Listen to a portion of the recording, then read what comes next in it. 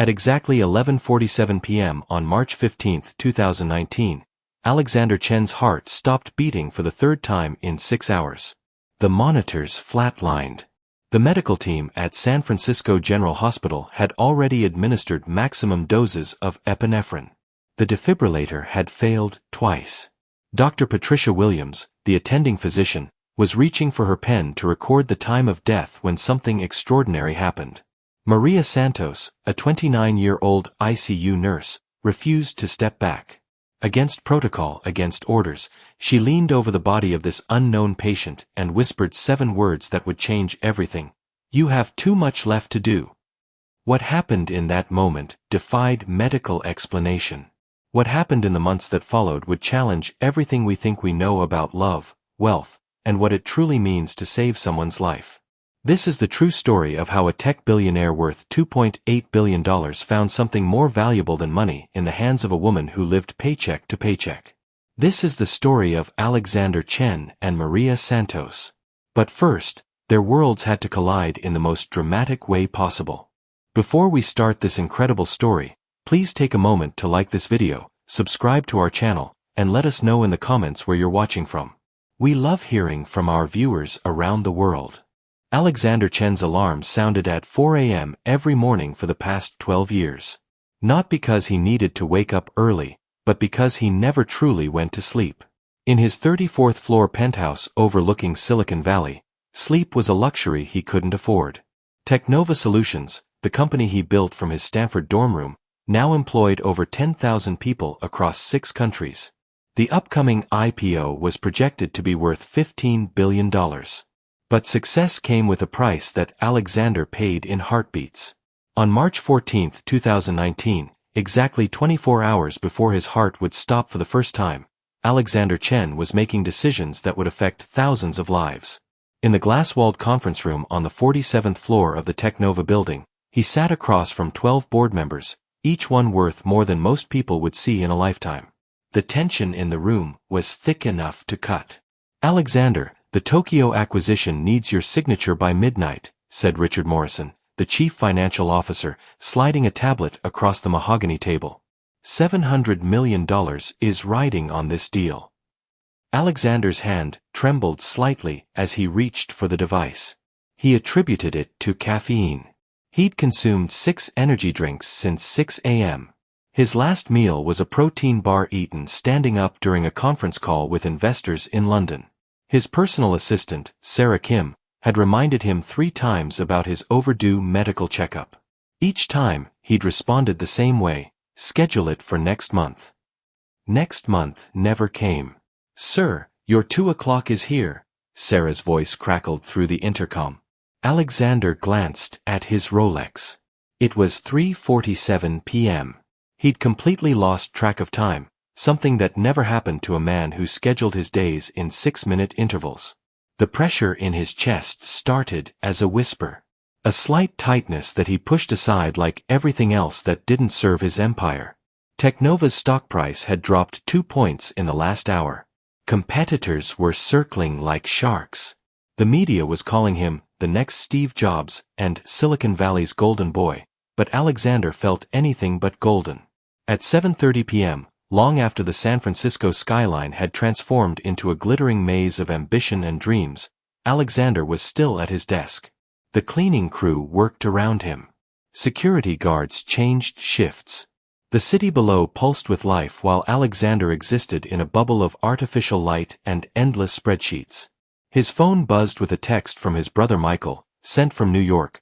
"Mom's birthday is next week. Will you be there?" Alexander stared at the message for a full minute before closing his phone without responding. He hadn't spoken to his family in 8 months. Success had cost him everything that money couldn't buy, but he told himself it was worth it. His company employed thousands. His innovations changed lives. His wealth would create generational impact. But who would benefit if he wasn't alive to see it? The pain in his chest grew stronger at 9:15 p.m. Alexander loosened his Italian silk tie and told himself it was stress. The IPO launch was 3 weeks away. Pressure was normal. Discomfort was expected. Champions pushed through pain. At 11:20 p.m., as Alexander reviewed financial projections for the fourth time that day, his world began to shift. The numbers on his screen blurred together. His breathing became shallow. The pressure in his chest felt like someone was sitting on his ribcage. He reached for his phone to call 911, but pride stopped him. Alexander Chen didn't show weakness. Alexander Chen solved problems. Alexander Chen never admitted defeat. At 11:34 p.m., Alexander Chen collapsed face-first onto his keyboard, unconscious before he hit the desk. 12 miles away from Alexander's penthouse, Maria Santos was finishing her second consecutive 16-hour shift at San Francisco General Hospital. Her feet ached in shoes she'd bought secondhand 6 months ago. Her scrubs bore the invisible weight of every patient she'd cared for that week. The homeless veteran with pneumonia, the teenage mother with complications, the elderly man who had no visitors during his final hours. Maria had learned long ago that healing required more than medical knowledge. It required seeing the person behind the patient, the story behind the symptoms, the humanity behind the pain. At 29, Maria carried responsibilities that would break most people her age. Student loans totaling $180,000 from nursing school. Rent on a studio apartment in the Mission District that consumed 60% of her income. Medical expenses for Elena Santos, the foster mother who had given Maria a home when no one else would. Elena was 67 now, battling dementia in a care facility that cost $4,200 per month. Maria worked double shifts to cover the expenses, studying for her nurse practitioner degree during brief breaks between patients. Sleep was a luxury she scheduled in 3-hour blocks. But Maria Santos had something that money couldn't buy: purpose. Room 314 needs attention, called Dr. Jennifer Walsh, the night attending physician, as Maria prepared to finally head home. It was 11:40 p.m. Maria's shift had officially ended at 7 p.m., but the ICU was understaffed, and Maria never left while patients needed care. Room 314 housed Mrs. Chen, a 78-year-old woman admitted with complications from diabetes. No relation to Alexander Chen, just another soul who needed healing. Mrs. Chen spoke limited English, and Maria had spent the evening learning basic Mandarin phrases to comfort her patient. "And I how, Mrs. Chen," Maria said softly, entering the dimly lit room. "How are you feeling?" The elderly woman smiled, the first genuine expression Maria had seen from her in 3 days. "Better when you hear," Mrs. Chen replied in broken English. "You have good heart." Maria checked Mrs. Chen's vitals, adjusted her for, and spent 10 minutes simply listening to stories about the woman's childhood in Beijing. It was nearly midnight when Maria finally gathered her belongings to leave. The ambulance sirens started wailing at 11:52 p.m. Maria was in the hospital parking lot, keys in hand, when she heard the emergency alert over the intercom. Code blue, incoming trauma, ETA 2 minutes. All available ICU staff to emergency. She could have kept walking. Her shift was over. She'd been awake for 19 hours. Her car was running, heat finally warming the cold interior. Instead, Maria Santos turned around and ran back into the hospital. She had no way of knowing that this decision would change her life forever. That the patient arriving in the ambulance would challenge everything she believed about wealth, power, and the true meaning of success. That in saving his life, she would discover something about her own worth that no paycheck could measure. The emergency doors burst open at 11:54 p.m. Paramedics wheeled in an unconscious man in an expensive suit, his tie still perfectly knotted despite the chaos. Maria caught a glimpse of his face. Mid-30s, Asian features, handsome in the way that suggested good genetics and better healthcare.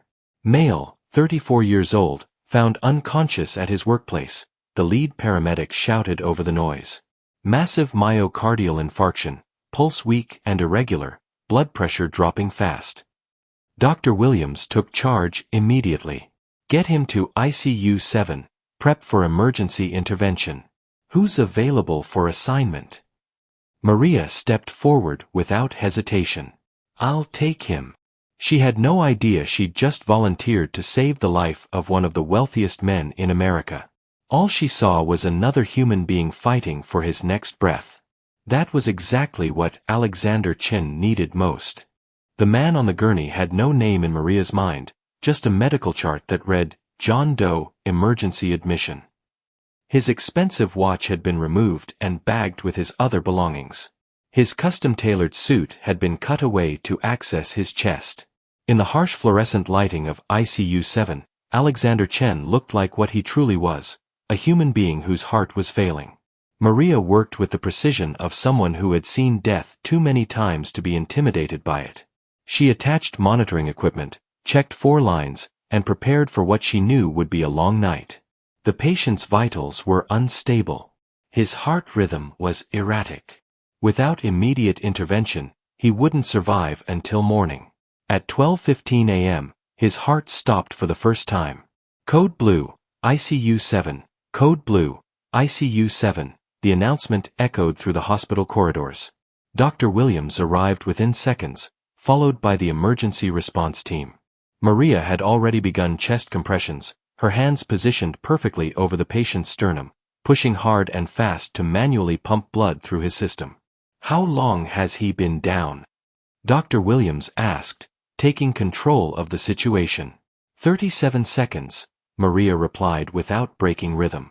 She'd been counting automatically, a skill developed through years of emergency care. The defibrillator charged with a high-pitched whine. Clear. Dr. Williams called out. Everyone stepped back as electricity coursed through Alexander's body, his back arching off the bed before settling back down. The monitor showed a heartbeat. Weak, but present. We've got him back, Dr. Williams announced. But this isn't over. Maria, I want you on constant monitoring. Any change, any irregularity, you call me immediately. As the emergency team dispersed, Maria found herself alone with her patient for the first time. She studied his face, peaceful now in unconsciousness. There was something about him that seemed familiar, though she couldn't place where she might have seen him before. At 1:30 a.m., Sarah Kim arrived at the hospital in a state of panic. Alexander's security system had alerted her when he'd collapsed in his office. She'd found him unconscious and called 911 immediately. I'm looking for Alexander Chen, Sarah told the intake nurse, her voice shaking. He was brought in about 2 hours ago. Heart attack. The nurse checked the system. I don't show anyone by that name. He's the CEO of Technova Solutions, Sarah explained, showing identification and business cards. Please, he's my boss, and I need to know he's okay. Within minutes, the atmosphere at San Francisco General shifted dramatically. Hospital administrators appeared. Additional security was called in. The media, somehow alerted to the story, began gathering outside. Maria was adjusting her patient's 4 when Dr. Williams entered ICU 7 with the hospital's chief administrator, David Rodriguez. Maria, I need to speak with you, Dr. Williams said quietly. Your patient isn't John Doe. His name is Alexander Chen.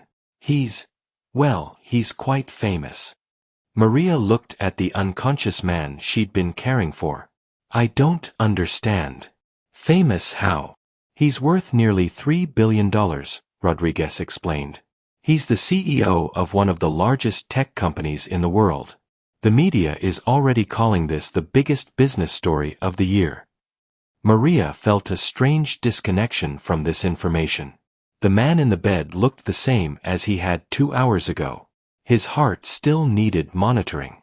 His life still hung in the balance. His wealth didn't make his pulse any stronger. Does that change how we treat him? Maria asked. Dr. Williams smiled. That's exactly why I want you to remain his primary nurse. Don't let the circus outside affect his care. At 2:45 a.m., Alexander's heart stopped for the second time. This time, Maria was alone with him when it happened. The monitors flatlined, alarms sounded, and she immediately began chest compressions while calling for help. But something was different this time.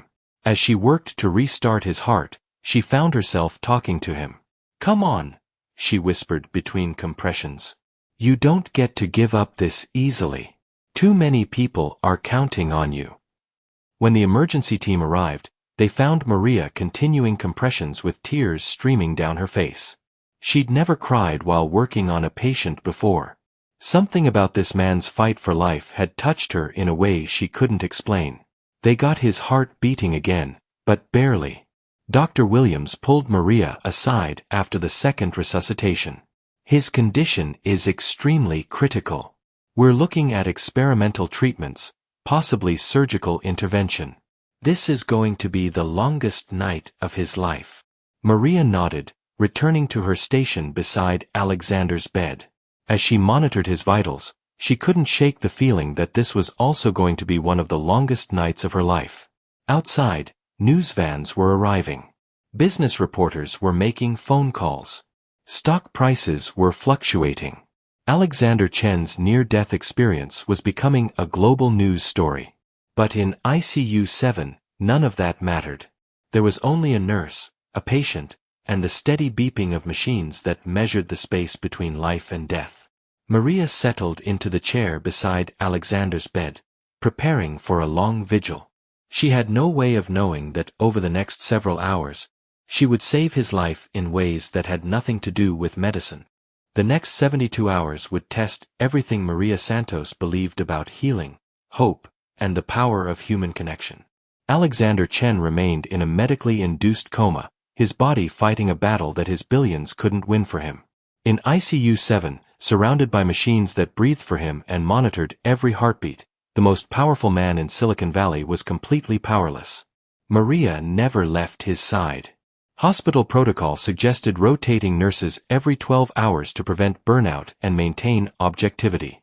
But Dr. Williams made an exception, recognizing something special in the way Maria cared for her patient. She had worked 4 consecutive 16-hour shifts, catching brief naps in the chair beside Alexander's bed, eating meals from the hospital cafeteria while monitoring his vitals. "Maria, you need to go home," Dr. Williams said on the second morning. "You're exhausted." "His heart rate drops when I'm not here," Maria replied, showing the charts. "Look at these readings from when I took a break yesterday. His body knows when someone's present." It was true, though medically inexplicable. Alexander's vital signs remained more stable during Maria's shifts. His blood pressure was lower. His heart rhythm more regular. The machines couldn't measure what Maria provided, but they could document its effects. On the third day, complications arose. Alexander developed an infection at his foresight. His kidneys were showing signs of stress. Dr. Williams consulted with cardiologists from Stanford and UCSF, exploring options that ranged from experimental drug therapies to high-risk surgical procedures. "We're in uncharted territory," Dr. Williams explained to Sarah Kim, who had maintained a constant presence in the waiting room. "His body has been through tremendous trauma. We're considering options, but there are no guarantees." Meanwhile, the world outside continued to react to Alexander's condition. Teknova's stock price had dropped 30%. Business partners were making contingency plans. Competitors were positioning themselves to acquire key assets if Alexander didn't recover. Board member Richard Morrison visited the hospital on the 4th day, demanding to speak with Alexander's medical team. "We need to know his prognosis," Morrison insisted. "Billions of dollars are at stake. Thousands of jobs. We have responsibilities to shareholders." Maria overheard the conversation from ICU 7. Through the glass wall, she could see Morrison pacing in the hallway, his phone constantly pressed to his ear, managing the corporate crisis that Alexander's illness had created. "Responsibilities," Maria muttered, adjusting Alexander's blanket. "What about the responsibility to let a man heal?" That evening, as Maria sat beside Alexander's bed reading him news articles about Teknova's latest innovations, something extraordinary happened. She was reading about a program the company had launched to provide free coding education to underprivileged students when Alexander's heart rate increased slightly. Maria paused, checking his monitors. His brain activity, measured by EEG, showed subtle changes. She continued reading, and the pattern repeated. Alexander, despite being unconscious, was responding to stories about his company's charitable work. This discovery led Maria down a research path that would reveal aspects of Alexander Chen that the business media never covered. She spent her break time in the hospital's computer lab, learning about programs Alexander had funded quietly, without publicity or fanfare. Technova had donated over $500 million to educational initiatives in the past 5 years. The company provided free technology to rural schools, funded coding bootcamps in underserved communities, and offered full scholarships to students from low-income families. Alexander had personally visited these programs, spending time with students and teachers, never allowing cameras or reporters to document his involvement. "You're not who they think you are," Maria whispered to Alexander during her night shift. "Are you?" As if in response, his vital signs stabilized for the first time in days. Maria began incorporating these discoveries into her bedside manner. She read him letters from scholarship recipients, articles about students who had landed dream jobs through Technova's programs, stories about schools that had been transformed by his company's donations. Each story seemed to strengthen Alexander's fight for life. His recovery, while still uncertain, began showing signs of progress. The infection cleared. His kidney function improved. His heart found a stronger, steadier rhythm. Dr. Williams noticed the correlation but couldn't explain it medically. "Whatever you're doing," she told Maria, "keep doing it." On the 6th night, Maria made a decision that would fundamentally change her relationship with her patient. She was exhausted, emotionally drained from days of intensive care, and facing her own crisis. Elena, her foster mother, had taken a turn for the worse. The care facility had called during Maria's shift. Elena's dementia was progressing rapidly. She was becoming agitated, refusing to eat, calling out for Maria constantly. The facility director suggested that Elena might need to be transferred to a more specialized unit, one that cost an additional $2,000 per month. Maria stared at the financial summary they'd faxed to the hospital. Even working double shifts, even sacrificing every comfort in her own life, she couldn't afford the additional expense. She would have to find a less expensive facility, one that might not provide the level of care Elena deserved. Sitting beside Alexander's bed at 2 a.m., Maria found herself talking to him about her situation. She told him about Elena, about the foster care system that had brought them together, about the woman who had given her a home when she'd had nowhere else to go. "She saved me," Maria said quietly, not realizing that Alexander's brain activity was spiking with each word. "Just like I'm trying to save you. But sometimes saving someone costs more than you have to give." Maria wiped away tears she didn't realize had fallen. "I became a nurse because Elena taught me that love means taking care of people, even when it's hard. Especially when it's hard. But what happens when you can't afford to love someone the way they deserve?" Alexander's heart rate increased slightly, a response Maria had learned to recognize as engagement, even in his unconscious state. "Maybe that's why you work so hard," Maria continued, talking to Alexander as if he could hear every word. "Maybe you're trying to solve problems that money can solve because you know there are problems it can't fix. Maybe you're trying to build something so big that it can carry all the weight you feel responsible for." For the first time since his admission, Alexander's vital signs showed what Dr. Williams would later describe as remarkable improvement. His heart rhythm strengthened. His blood pressure stabilized. His brain activity increased to levels suggesting he might soon regain consciousness. Maria had no idea that Alexander was hearing every word she said. That her stories about Elena were reaching him in ways that medical intervention couldn't. That tomorrow, when he opened his eyes for the first time in a week, the first face he would see would be hers. And that he would remember everything she had told him during the long nights when she thought he couldn't hear. March 22, 2019, 6:17 a.m. Alexander Chen opened his eyes for the first time in 7 days. The first thing he saw was Maria Santos, asleep in the chair beside his bed, her hand resting gently on his arm as if she were anchoring him to life itself. The second thing he noticed was that he was alive. Alexander tried to speak, but his throat was raw from the ventilator tube that had been removed 12 hours earlier. He managed a whisper. "You're the voice I heard." Maria woke instantly, her nurse's instincts responding to the change in his condition. For a moment, She stared at Alexander in disbelief. After a week of uncertainty, of fighting for every heartbeat, he was awake. He was looking at her with clear, intelligent eyes. "Welcome back," Maria said softly, reaching for the call button to alert Dr. Williams. "How are you feeling?" "Like I've been dead for a week," Alexander replied, his voice gaining strength. "Did you really read me news articles every night?" Maria felt her cheeks flush. She hadn't realized that unconscious patients could sometimes retain memories from their coma. "You remember that?" "I remember everything," Alexander said, struggling to sit up. Maria gently but firmly kept him in a resting position. "I remember you talking about Elena, about the foster care system, about why you became a nurse."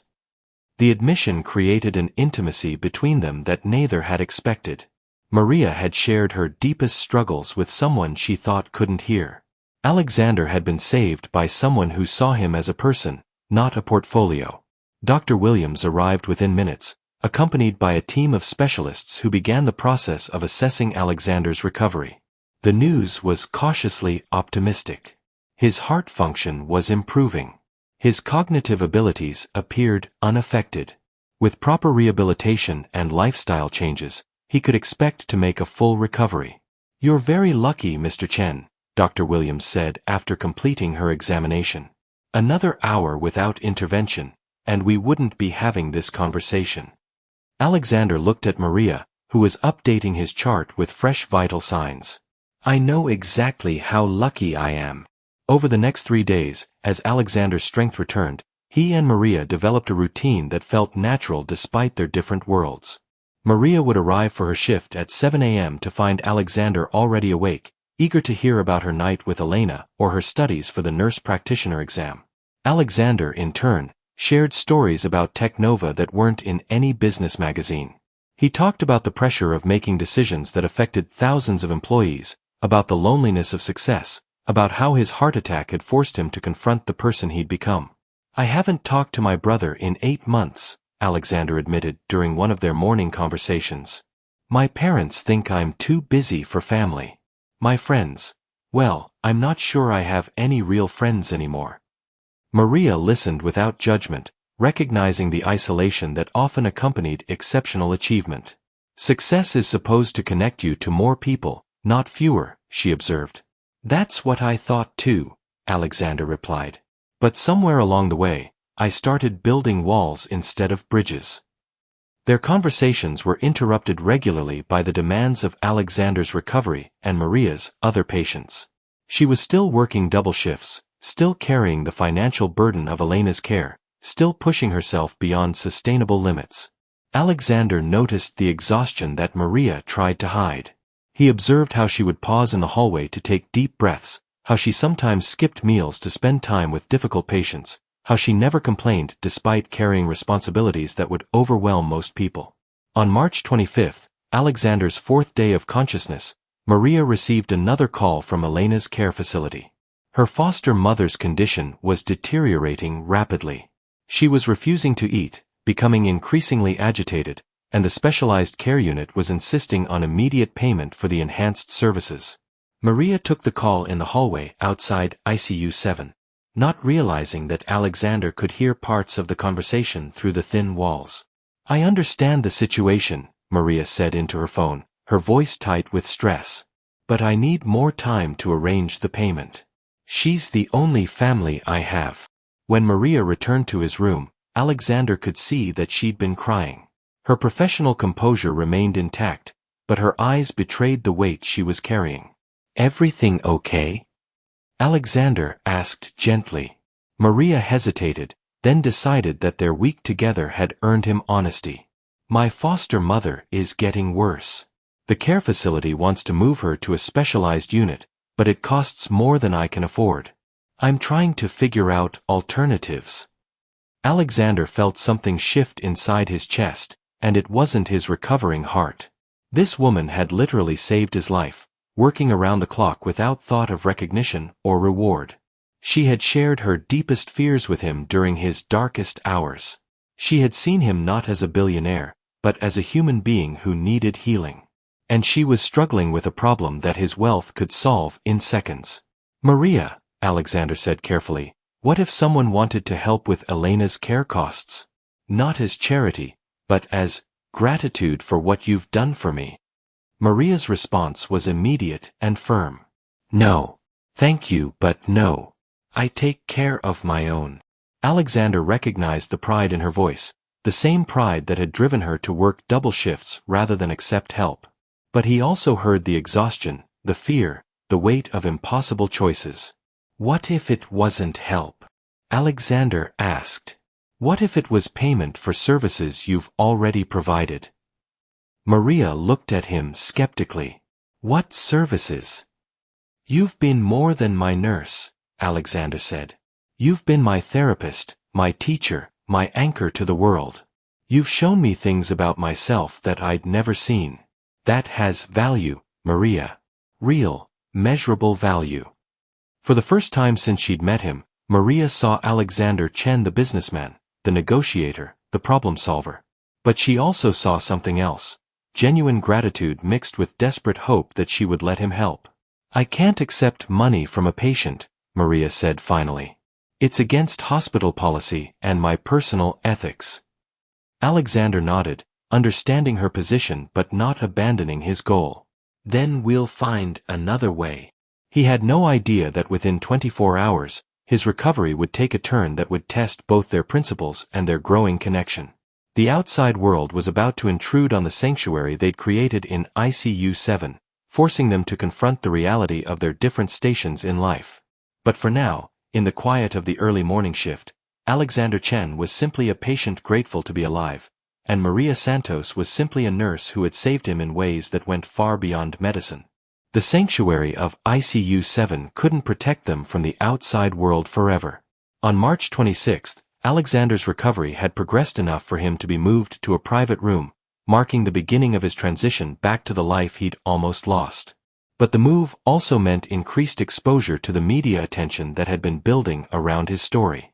Maria was preparing Alexander's discharge medications when Richard Morrison arrived with two other Technova executives. They carried briefcases, tablets, and the unmistakable urgency of people for whom time equaled money. "Alexander, thank God you're okay," Morrison said, though his relief seemed secondary to his business concerns. "We need to discuss the Singapore deal. It's been on hold for 10 days, and the partners are getting nervous." Maria watched Alexander's transformation from her position at the medication cart. The relaxed, thoughtful man she'd come to know disappeared, replaced by the sharp-eyed executive who had built a billion-dollar empire. His posture changed. His voice became crisp and commanding. Within minutes, he was making decisions about acquisitions and partnerships while still wearing a hospital gown. "The Tokyo expansion can proceed," Alexander told Morrison, signing documents on a tablet. "But I want the employee protection clauses strengthened. No layoffs for 18 months post-acquisition." Maria found herself studying this version of Alexander, trying to reconcile the vulnerable patient who had shared his fears with the powerful CEO who was restructuring international deals from his hospital bed. During a brief lull in the business discussions, Alexander caught Maria's eye. For a moment, his mask slipped, and she saw uncertainty there. He was stepping back into a world that had nearly killed him, and they both knew it. "Maria," Alexander called out as Morrison and the other executives stepped into the hallway to make phone calls. "Could we talk?" She approached his bed, noting that his heart rate had increased since the business meeting began. The stress that had triggered his heart attack was already reasserting itself. "How are you feeling?" she asked, checking his pulse manually. "Honestly, overwhelmed," Alexander admitted. 10 days ago, I was running on empty, making decisions I didn't have time to think through. Now I've been away for over a week, and somehow the world kept turning without me." Maria smiled. "That must be both terrifying and liberating." "Exactly," Alexander said. "I always believed I was indispensable. That Technova would collapse without my constant attention. But while I was unconscious, my team handled 3 major deals, launched a new product line, and increased our stock price by 12%. The revelation was clearly affecting Alexander more deeply than he wanted to admit. His identity had been built around being irreplaceable, and his absence had proven that assumption wrong. Maybe, Maria suggested gently, the company succeeded because you'd already built something strong enough to survive without you. Maybe that's the real measure of a leader. Alexander considered this perspective, one that challenged everything he'd believed about success and control. I never thought about it that way. Their conversation was interrupted by Dr. Williams, who arrived for Alexander's evening consultation. After examining him thoroughly, she delivered news that would change everything. Your recovery is remarkable, Mr. Chen, Dr. Williams said, reviewing his latest test results. Your heart function is nearly back to normal. I'm comfortable discharging you tomorrow, with some important conditions. Alexander leaned forward, eager to hear what would be required for his release. You'll need to make significant lifestyle changes, Dr. Williams continued. No more than 8 hours of work per day. Regular exercise, prescribed by a cardiac rehabilitation specialist. A strict diet plan. And most importantly, you'll need to develop better stress management techniques. The requirements hit Alexander like a physical blow. 8 hours of work per day was less than half his normal schedule. Regular exercise would require time he'd never prioritized. Stress management seemed impossible for someone running a billion-dollar company. Doctor, Alexander said carefully, I appreciate your recommendations, but you don't understand the demands of my position. I have responsibilities that... Mr. Chen, Dr. Williams interrupted firmly, you have one responsibility right now, staying alive. Everything else is secondary. Maria watched this exchange with growing concern. She could see Alexander already calculating how to circumvent the doctor's orders, how to return to the patterns that had nearly killed him. After Dr. Williams left, Alexander and Maria sat in uncomfortable silence. The reality of his discharge was forcing them both to confront what happened next. Tomorrow, Alexander would return to his penthouse, his boardrooms, his billion-dollar decisions. Maria would continue her double shifts, her financial struggles, her quiet dedication to healing others. I don't want to go back, Alexander said suddenly, his admission hanging in the air between them. Maria looked at him carefully. Back to what? To being the person I was before this happened, Alexander replied. To the isolation, the pressure, the constant feeling that I'm running toward something I can never reach. Then don't, Maria said simply. It's not that easy, Alexander protested. I have obligations, commitments, people depending on me. You have choices, Maria corrected. They might be difficult choices, but they're still choices. As evening settled over the hospital, Maria prepared to end her shift. Alexander would be discharged the next morning, and hospital policy would end their professional relationship. They both knew this was likely their last private conversation. Maria, Alexander said as she gathered her belongings, I want you to know that you saved my life in ways that had nothing to do with medicine. You saved your own life, Maria replied. I just made sure you had the chance to do it. I have a proposition for you, Alexander said, his voice taking on the tone she'd heard him use with his executives. I want to establish a foundation focused on healthcare access for underserved communities. I want you to run it. Maria stared at him, certain she'd misunderstood. I'm sorry, what? A foundation, Alexander repeated. Fully funded, completely autonomous. You'd have the resources to solve problems like Elena's care, but for thousands of families. You'd have the authority to create the kind of healthcare system you believe in. The offer was staggering in its scope and generosity. It would solve every financial problem Maria faced while allowing her to impact healthcare on a scale she'd never imagined possible. Alexander, Maria said carefully, that's incredibly generous, but I can't accept a job offer from a patient. It's not appropriate, and it's not who I am. Then don't think of me as a patient, Alexander said. Think of me as someone who's seen what you're capable of and wants to give you the platform you deserve. Maria felt torn between gratitude and suspicion. Was this offer genuine recognition of her abilities, Or was it Alexander's way of solving his guilt about their different circumstances? "I need time to think," Maria said finally. "Of course," Alexander replied. "But Maria, whatever you decide about the foundation, I want you to know something. This week changed me. You changed me. I'm not going back to the person I was before." As Maria left Alexander's room that night, she carried with her the weight of an impossible decision and the knowledge that tomorrow would mark the end of the most meaningful week of her professional life. Neither of them could have predicted that within 48 hours, a crisis would force them to confront their feelings for each other in ways that went far beyond professional respect or gratitude.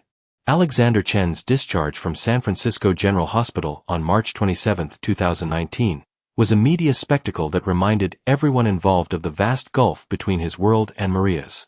Television crews lined the hospital's front entrance. Financial reporters shouted questions about Technova's future. Photographers captured every moment of his emergence from the medical facility that had saved his life. Maria watched the circus from a fifth-floor window, helping another patient with their morning medication, while Alexander's convoy of black SUVs prepared to escort him back to his penthouse. She felt a strange sadness watching him leave, knowing that their paths were unlikely to cross again in any meaningful way. But she had underestimated Alexander's determination to maintain their connection. 2 hours after his discharge, while Maria was updating patient charts during her afternoon shift, a delivery arrived at the ICU nurse's station. 12 white roses with a card that read, "Thank you for saving my life. I meant what I said about the foundation. AC." Maria stared at the flowers, aware that her colleagues were watching her reaction with intense curiosity. Hospital gossip traveled faster than most viruses, and everyone on the ICU floor knew about her role in caring for the billionaire patient. "Someone's got an admirer," teased Jennifer Walsh, another ICU nurse.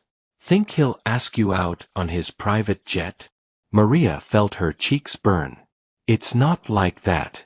He's just grateful for the medical care." But even as she said it, Maria knew it wasn't entirely true. Something had developed between her and Alexander during his stay, something that went beyond the typical patient-nurse relationship. She'd seen him at his most vulnerable, and he'd witnessed her deepest struggles. That kind of intimacy wasn't easily dismissed or forgotten. The flowers were just the beginning. Over the next 3 days, Alexander's attempts to stay connected with Maria became increasingly elaborate. A gift basket filled with organic coffee and gourmet snacks arrived with a note, "For all those double shifts you worked." A check for $10,000 made out to Elena's care facility appeared in Maria's hospital mailbox with a message, "This isn't charity. It's payment for services already rendered." Maria returned the check immediately, along with a polite but firm note explaining that she couldn't accept monetary gifts from former patients. The flowers, she kept. On March 30th, Alexander himself appeared at the hospital during Maria's evening shift. He looked healthier than he had in weeks, wearing casual clothes instead of his usual business attire, but there was a restlessness about him that suggested his return to normal life wasn't going smoothly. "How are you adjusting to being back home?" Maria asked when she found him waiting in the family consultation room. "That's actually what I wanted to talk to you about," Alexander said. "I'm not adjusting well. At all." Alexander explained that his first 3 days back in his penthouse had been a revelation, but not a pleasant one. His apartment, which had once felt like a sanctuary of success, now seemed like an expensive prison. The silence was deafening after the constant activity of the hospital. The isolation was crushing after the human connection he'd experienced during his recovery. "I keep thinking about our conversations," Alexander said. "About purpose, about what it means to truly help people. I can't go back to the way things were, Maria. I won't." Maria studied his face, recognizing the sincerity in his voice but also sensing the confusion of someone whose entire identity was being challenged. "What does that mean, practically speaking?" "I don't know yet," Alexander admitted. "But I know it starts with the foundation I mentioned. I've already had my lawyers begin the paperwork. $100 million in initial funding, with a commitment to add $50 million annually." The numbers took Maria's breath away. She'd been working with healthcare budgets measured in thousands of dollars, not hundreds of millions. The scope of what Alexander was proposing could transform healthcare access for tens of thousands of people. Alexander, Maria said carefully, that's an incredible commitment. But I still can't be involved in any official capacity. The ethical concerns. What if you weren't involved officially? Alexander interrupted. What if you just advised me, helped me understand how to make the biggest impact? No salary, no formal position, just guidance from someone who understands healthcare from the ground up. Maria felt herself being drawn into Alexander's vision despite her reservations. The opportunity to influence healthcare policy on such a massive scale was almost irresistible. But she also recognized the complexity of maintaining a relationship with someone whose life was so different from her own. I need to be honest with you about something, Maria said after a long pause. This isn't just about professional ethics. I'm struggling with what happened between us during your stay here. Alexander leaned forward, his attention completely focused on her words. You were vulnerable, and I was caring for you, Maria continued. That created an intimacy that might not translate to the real world. Your life is board meetings and private jets and decisions that affect thousands of people. My life is double shifts and student loans and trying to afford care for my foster mother. Those are very different worlds. But what if they don't have to be? Alexander asked. What if there's a way to bridge those worlds? Before Maria could respond, her pager buzzed with an emergency alert. One of her patients was experiencing complications, and she was needed immediately. As she stood to leave, Alexander caught her hand gently. Will you think about what I said? He asked. About the foundation, about finding a way to work together? I'll think about it, Maria promised, though she wasn't sure what she was actually agreeing to consider. As Maria hurried to respond to the medical emergency, she couldn't shake the feeling that her life was at a crossroads. Alexander's offer represented an opportunity beyond her wildest dreams, but it also meant entering a world where she wasn't sure she belonged. What she didn't know was that Alexander was facing his own crossroads. His return to the corporate world had been even more difficult than he'd admitted to Maria. The stress that had nearly killed him was reasserting itself with a vengeance. His heart rate spiked during board meetings. He experienced chest pains when reviewing financial reports. His body was rejecting the lifestyle that had made him wealthy. Dr. Williams had been clear, without significant changes, another heart attack was not just possible but probable. Alexander was beginning to understand that saving his life might require abandoning the life he'd built. The question was whether he had the courage to make that choice, and whether Maria would be willing to help him figure out what came next. April 5, 2019, marked 2 weeks since Alexander's discharge from San Francisco General Hospital. For Maria, it had been 2 weeks of restless nights, wondering if she'd made the right decision in maintaining distance from Alexander and his foundation offer. For Alexander, it had been 2 weeks of growing certainty that his old life was not only unsustainable but actively dangerous to his health. The crisis that would force them both to confront their true feelings began with a phone call Maria received during her Tuesday morning shift. Miss Santos, this is Dr. Patricia Reyes from Sunset Manor, the voice on the other end said. I'm calling about Elena Santos. We need you to come in immediately. Maria's hands went cold. Elena had been stable for the past month, her dementia progressing slowly but without major incidents. A call requesting immediate presence usually meant only one thing. Is she okay? Maria asked, already reaching for her purse. She's had what appears to be a significant stroke, Dr. Reyes explained. She's been asking for you constantly. We've stabilized her condition, but she needs specialized care that our facility isn't equipped to provide. Maria's world tilted. Elena wasn't just her foster mother, she was the only family Maria had ever known. The woman who had taken in an angry, frightened 17-year-old and shown her what unconditional love looked like. I'll be there in 20 minutes, Maria said, her voice steadier than she felt.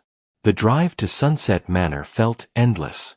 Maria's mind raced through worst-case scenarios while her nurse's training tried to maintain objectivity.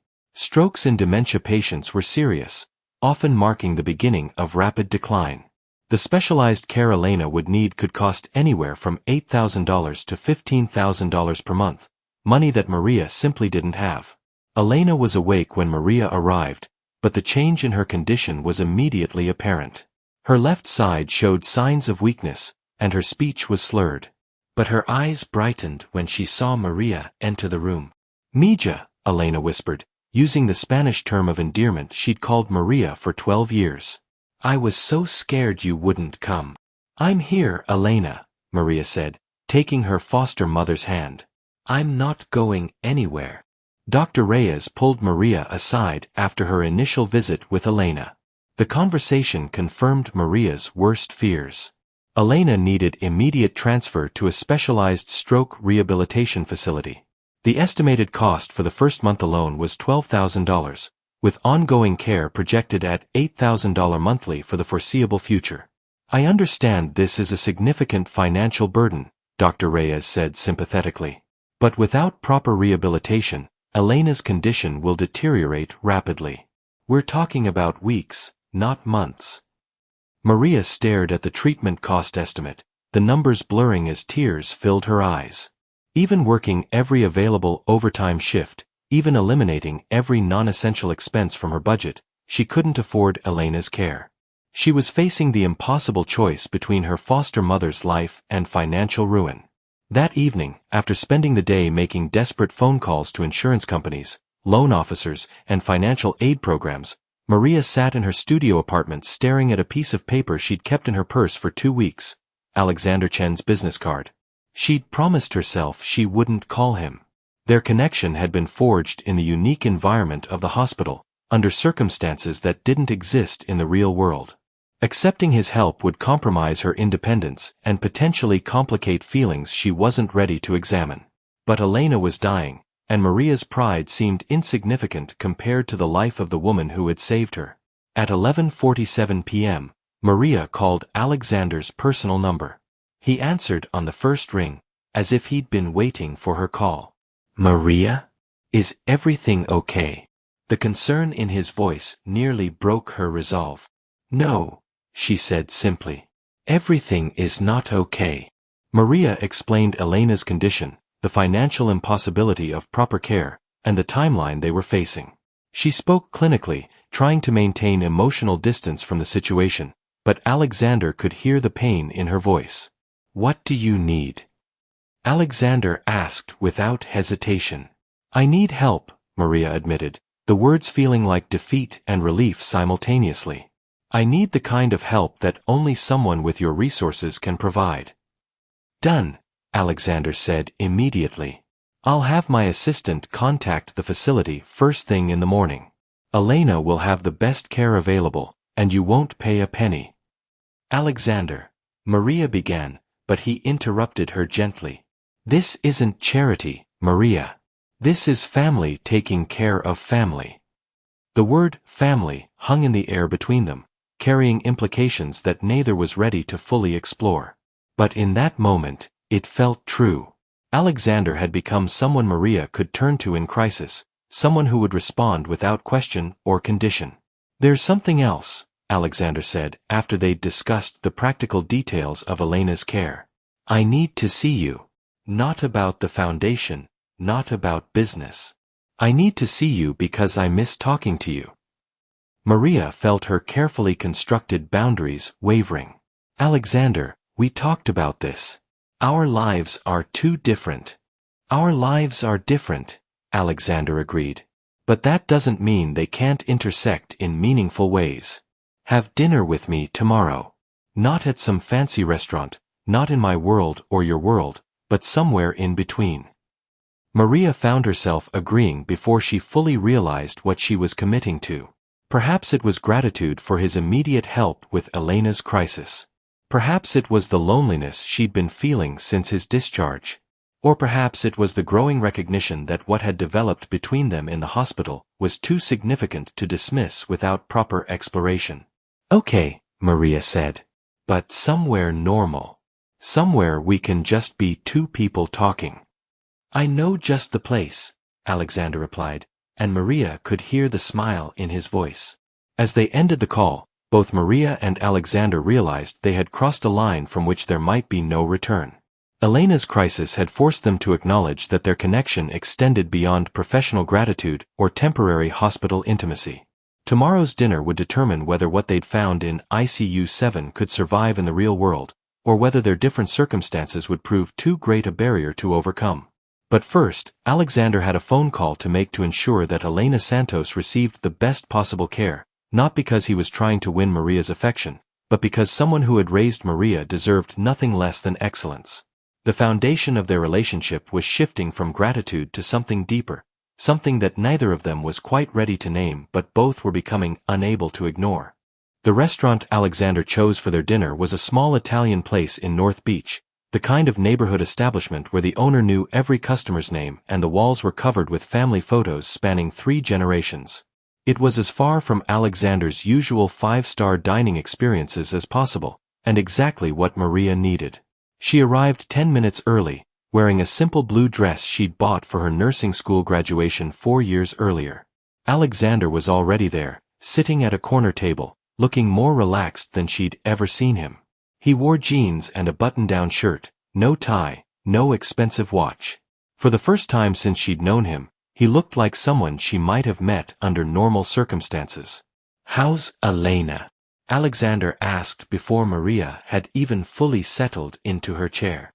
"Better," Maria replied, still processing the speed at which Alexander had arranged for Elena's transfer to the premier stroke rehabilitation center in the Bay Area. "The doctors are optimistic about her recovery. I don't know how to thank you." "You don't need to thank me," Alexander said. "You've already given me more than I can ever repay." Their conversation flowed naturally from Elena's condition to Maria's work, to Alexander's gradual adjustment to a slower pace of life.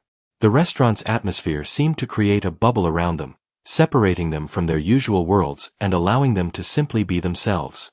"I have something to tell you," Alexander said as they shared a dessert of tiramisu. "I've made a decision about Technova." Maria looked at him carefully, sensing the weight of whatever he was about to reveal. "I'm stepping down as CEO," Alexander continued. "Not immediately, but over the next 6 months. I'm transitioning to chairman of the board, which will allow me to remain involved in strategic decisions without the day-to-day operational stress." The announcement stunned Maria. Technova was Alexander's life's work, his identity, his primary source of both wealth and stress. Stepping back from active leadership was a fundamental change in who he was. "Are you sure about this?"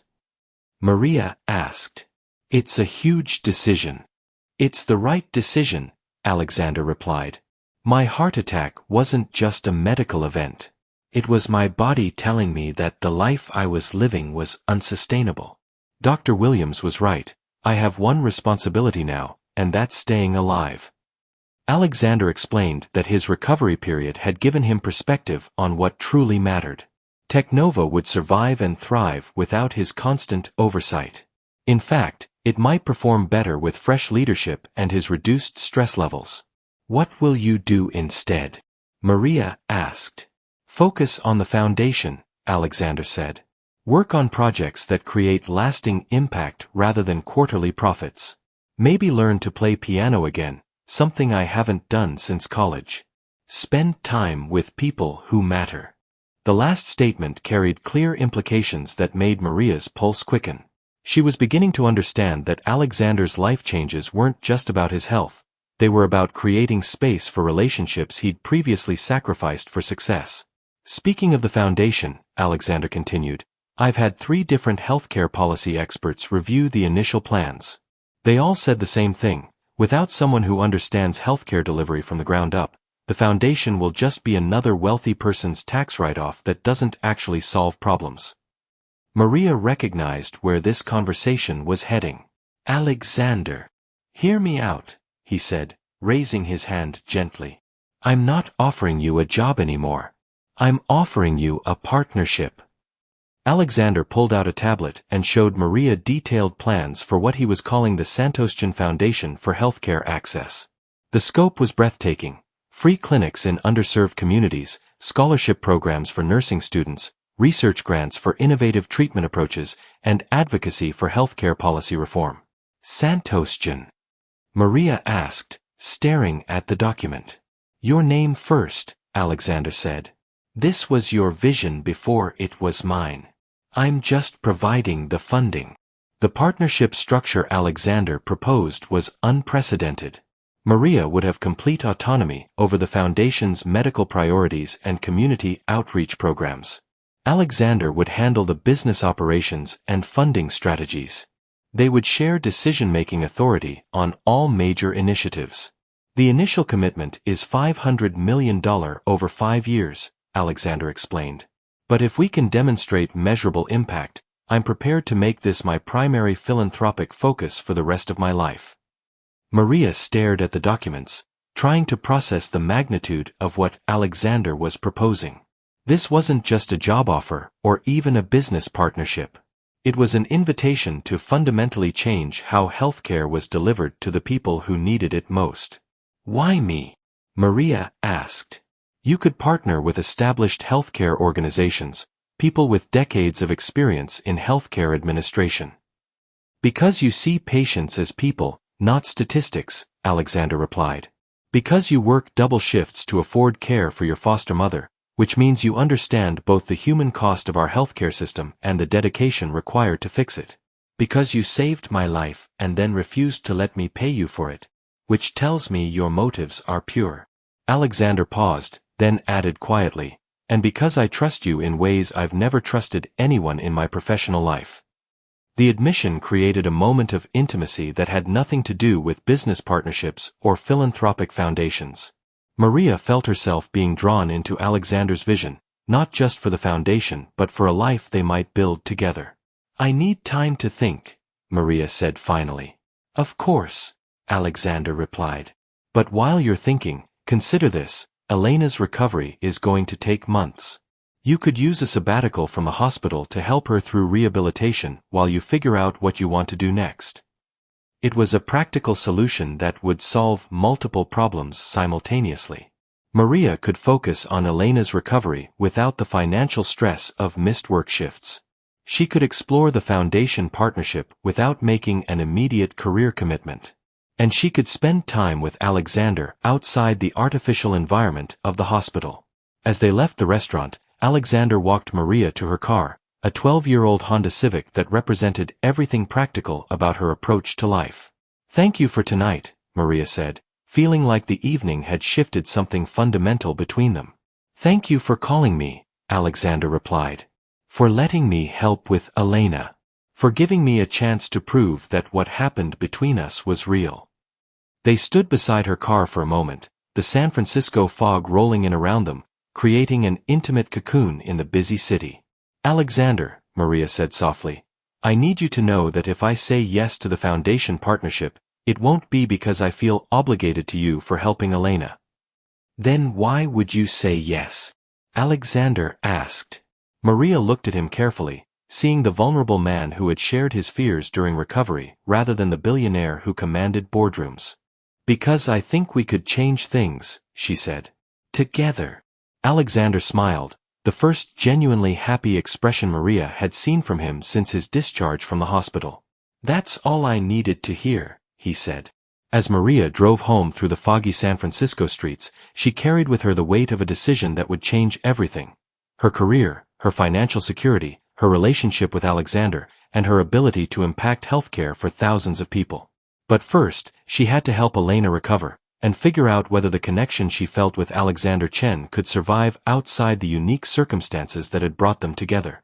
2 years later, on March 22, 2021, exactly 2 years after Alexander Chen had opened his eyes in ICU 7 to see Maria Santos watching over him, they stood together in the same hospital where their love story had begun. But this time, they weren't patient and nurse. They were bride and groom. The wedding ceremony took place in the hospital's memorial garden, a peaceful courtyard surrounded by the windows of patient rooms. Maria had insisted on the location, wanting to honor the place where they'd first found each other and where Alexander had learned to live again. The guest list was small but meaningful. Elena Santos, now recovered enough to walk with assistance, beamed with pride as she prepared to escort Maria down the aisle. Dr. Williams and several ICU nurses who had witnessed their unlikely romance served as honored witnesses. Alexander's brother Michael, with whom he'd reconciled during his recovery, stood as best man. But the most important guests were the patients watching from their windows above, many of whom were receiving care funded by the Santoschan Foundation that had grown beyond anyone's initial expectations. 2 years ago, I was lying in a bed 3 floors above us, Alexander said in his vows, his voice carrying across the small gathering. I thought success meant building an empire. I thought strength meant never needing help. I thought wealth was measured in dollars and market share. He paused, looking at Maria in her simple but elegant wedding dress, the same blue as the scrub she'd worn during their first week together. Maria taught me that real success is measured in lives improved, not profits generated. That true strength comes from vulnerability, from letting people see who you really are. That the greatest wealth is love shared and purpose lived. Maria's vows were equally heartfelt. Alexander, you came into my life at a moment when I thought I understood what it meant to save someone. I thought it was about medical intervention, about fighting death with knowledge and skill and determination. She reached for his hands, noting the strong, steady pulse that had once flatlined under her care. But you taught me that sometimes saving someone means showing them how to live, not just how to survive. You taught me that healing happens in relationships, in trust, in the decision to let someone matter to you despite the risk. The ceremony was officiated by Dr. Williams, who had obtained a temporary license to perform marriages for this special occasion. As she pronounced them husband and wife, the sound of applause echoed not just from the garden but from the patient rooms above, where people recovering from their own battles celebrated the symbol of hope and second chances. The reception was held in the hospital's community room, transformed with simple decorations and filled with the people who had supported their journey. Instead of expensive champagne, they served coffee from the ICU break room. Instead of a formal dinner, they offered the kind of comfort food that sustained healthcare workers through long shifts. During their first dance, Alexander and Maria moved slowly to a song that had played constantly during his recovery. The Way You Look Tonight, which had been Elena's favorite song and had helped her through her own rehabilitation. Any regrets? Alexander whispered as they swayed together. Only one, Maria replied, smiling. I wish it hadn't taken a heart attack to bring us together. Maybe it was the only way, Alexander said. Maybe we both needed to be broken before we could be whole together. The Santoschan Foundation had exceeded every projection in its first 18 months of operation. They had opened 12 free clinics in underserved communities across California. Their nursing scholarship program had funded education for over 200 students. Their advocacy work had contributed to state legislation expanding healthcare access for low-income families. But more importantly, they had created a model for how wealth and compassion could combine to create lasting change. Maria brought the practical understanding of healthcare delivery and community needs. Alexander brought the business acumen and resources necessary to scale their impact. Their partnership had proven that love could indeed bridge any gap, not by eliminating differences but by making them complementary strengths. As the evening wound down, Alexander and Maria stood together on the hospital's roof garden, looking out over the San Francisco skyline. The lights of the city stretched below them, each one representing a life, a story, a possibility for healing and hope. What do you think happens next? Maria asked, leaning against Alexander's shoulder. We keep building, Alexander replied. We keep healing. We keep proving that the best investment anyone can make is in another person's well-being. Elena approached them as they prepared to leave for their honeymoon, a simple trip to a cabin in Mendocino where they could rest and plan their future together. Mija, Elena said to Maria, her speech still slightly affected by her stroke but her meaning crystal clear. You found a good one. We found each other, Elena, Maria replied, embracing the woman who had taught her that family wasn't about blood but about choice, commitment, and unconditional love. As Alexander and Maria drove away from San Francisco General Hospital as husband and wife, They carried with them the knowledge that their love story was really a story about the power of human connection to heal, transform, and create hope where none had existed before. 6 months later, they would announce that Maria was pregnant with their first child. A year after that, they would break ground on the Santostian Medical Center, a teaching hospital dedicated to training healthcare providers specifically for underserved communities. But on this night, as they began their life together as husband and wife, they were simply two people who had found in each other not just love, but purpose, meaning, and the profound joy that comes from dedicating your life to something greater than yourself. Alexander Chen had learned that the richest life wasn't measured in dollars accumulated, but in love shared and difference made. Maria Santos had discovered that sometimes the greatest healing happens not in the moment of medical intervention, but in the quiet decision to let someone matter to you completely. Together, they had proven that sometimes the person who saves your life does it twice, once in the hospital bed, and once by showing you how to truly live. Their story reminds us that wealth without purpose is poverty, that success without connection is failure, and that sometimes the most valuable thing we can offer another person is simply the willingness to see them as they truly are. Alexander and Maria Chen continue their work through the Santostian Foundation, which has now expanded to include international healthcare initiatives and has been recognized as one of the most effective philanthropic organizations in the world. But more importantly, they continue to prove every day that love, when combined with purpose and commitment, can indeed change the world. One heart, one life, one act of healing at a time. Sometimes the greatest fortune isn't what you accumulate, but what you give away. And sometimes the person who saves your life does it not once, but every single day, simply by choosing to love you.